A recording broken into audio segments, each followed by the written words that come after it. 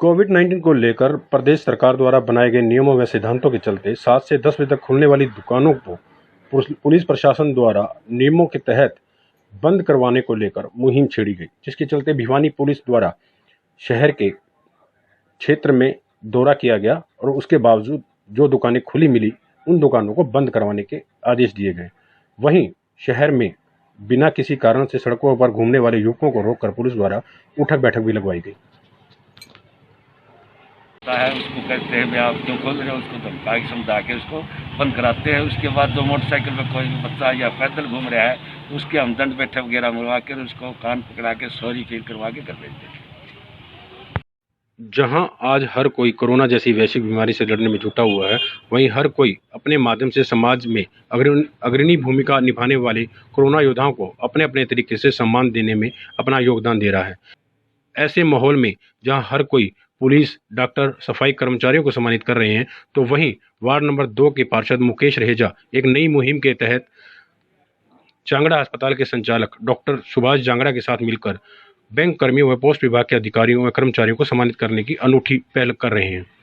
जहां उनके द्वारा बैंक व मुख्य डाकघरों में जाकर कर्मचारियों को उनके सुरक्षा हेतु सैनिटाइजर, मास्क व दस्ताने देकर उन्हें सम्मानित किया जा रहा है, ताकि वह पब्लिक से सीधे तौर पर जुड़ने के साथ साथ अपने आप को बचा भी सके। बीमारी चल रही है उसके तहत हमने लगभग जो भाई कर्मचारी हैं, डॉक्टर्स हैं और पुलिस कर्मचारी हैं, उनको सम्मानित करते रहे हैं, निरंतर रूप से कर भी रहे हैं।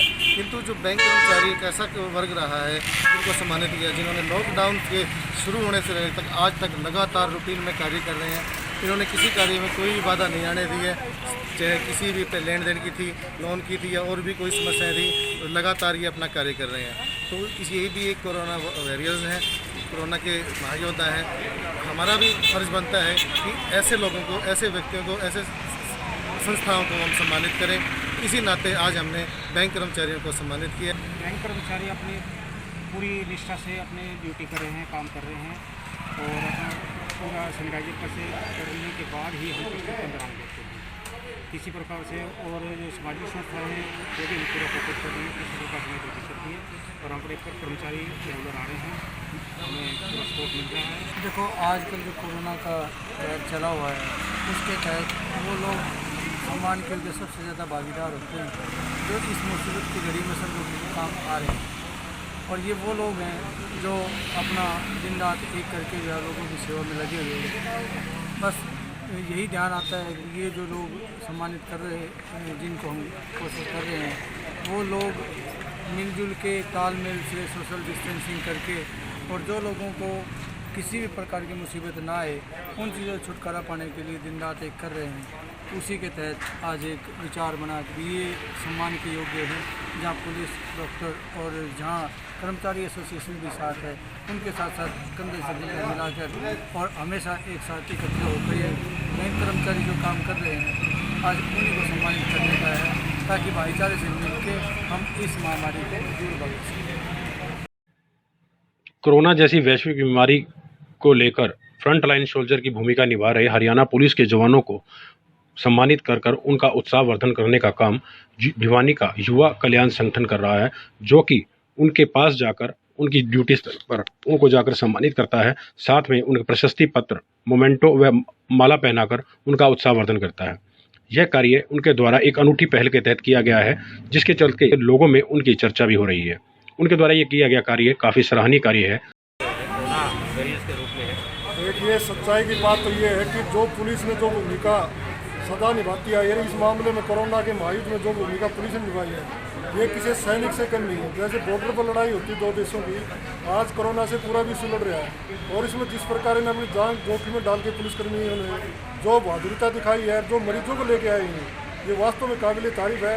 हमारा एक छोटा संगठन है, हमने डॉक्टरों को भी, पुलिसकर्मियों को भी और जितने भी इस कोरोना युद्ध में भाग ले रहे हैं सबको सम्मान देने का काम किया। उससे उत्साह बढ़ता है और उससे और दुगनी उससे लगते हैं। तो मैं मानता हूँ कि भिवानी जिला जो बचा हुआ है, इनमें पुलिसकर्मी भाइयों का भी और डॉक्टरों के भी और आप मीडिया कर्मियों का भी, सफाई कर्मचारियों का भी, सबका योगदान है। सहयोग संगठन पिछले दिनों से 2-3 दिनों से जो भी हमारे कोरोना के वॉरियर हैं, योद्धा हैं, उनका मान सम्मान कर रहा है, जिससे कि उनका हौसला बढ़े, इंस्पायर होकर और जोश के साथ काम करे। उसी कड़ी में आज जो पुलिसकर्मी जो सड़क पे रह रहे हैं, जो पुलिसकर्मी हमारे कोरोना पॉजिटिव पेशेंट के साथ लेके आते हैं, उनके रिलेटिव्स को लेके आते हैं, क्वारंटाइन में रहते हैं, सड़क पे हमारे लॉकडाउन का पालना करवाते हैं, उन सभी यहाँ योद्धाओं का सम्मान किया जा रहा है। युवा कल्याण संगठन भिवाड़ी की तरफ से बड़ा ही अच्छा ये प्रयास है। इन्होंने देखा कि पुलिस जो 24 घंटे अपनी ड्यूटियों पे तैनात है और जबकि लॉकडाउन चल रहा है, सभी अपने घरों में लॉकडाउन है और उसके बावजूद जो पुलिस है दिन रात अपने नाकों पर ड्यूटियाँ दे रही हैं और लोगों को समझा रही हैं इसमें कोविड के संबंध में, लॉकडाउन का पालना करवा रही हैं। तो इन्होंने बड़ा अच्छा मतलब ये युवा कल्याण संगठन ने एक सोच, इनकी बहुत अच्छी सोच रही है कि भी पुलिस मुलाजिम है जो इतने दिनों से ड्यूटियाँ दे रहे हैं लगातार, इनका हौसला अफजाई करना चाहिए, इनको प्रोत्साहन करना चाहिए। इस प्रोत्साहन करने के लिए हौसला अफजाई इनका राइट कॉन्फिडेंस बढ़ाने के लिए इन्होंने बड़ा अच्छा प्रयास किया और एक मोमेंटो और इन्होंने मास्क और सर्टिफिकेट दे के इन्हें सम्मानित किया है पुलिस डिपार्टमेंट को, भिवानी पुलिस कर्मियों को। तो इसके लिए मैं एसपी साहब की तरफ से इनका तहे दिल से शुक्रिया अदा करता हूँ और इनका बहुत बहुत आभार व्यक्त करता हूँ, धन्यवाद इनका। अगर आप रेहड़ी चालकों से सब्जियां ले रहे हैं और फल ले रहे हैं तो सावधान हो जाइए, क्योंकि आज़ाद झज्जर दिल्ली में आ रही सब्जी विक्रेताओं में कोरोना जैसी वैश्विक बीमारी की पुष्टि आपके लिए भी घातक हो सकती है। अगर आपके आसपास में कोई सब्जी विक्रेता, फल विक्रेता बिना मास्क, सैनिटाइजर व दस्ताने पहने सब्जियां बेच रहा है तो उसे रोकिए, टोकिए और समझाइए। यही नहीं, उसे इस सब्जियां लेने के से पहले हर प्रकार से अपने आप की सुरक्षा अवश्य देखें। कहीं ऐसा ना हो कि आपकी लापरवाही आपके परिवार के लिए घातक सिद्ध हो जाए। इस संदर्भ में जब हमने रेहड़ी चालकों से बात की तो उन्होंने कहा कि उनके पास से बात की तो वह इस बात को लेकर बहाने न बनाते नजर आए। वहीं थाना प्रभारी औद्योगिक क्षेत्र विक्रम सिंह से बात की तो उन्होंने कहा कि हम रेहड़ी चालकों से मिलते हैं और उनको सैनिटाइजर, मास्क तथा अन्य चीज़ें मुहैया कराते हैं। अगर फिर भी कोई लापरवाही बरतता है तो उसके खिलाफ सख्त कार्रवाई। आपके पास है क्या? अपनी बाइक में लगाते हैं। आपकी रेहड़ी पे है क्या? मैं आपसे पूछ रहा हूँ, मतलब क्यों नहीं है? बताया नहीं प्रशासन ने आपके?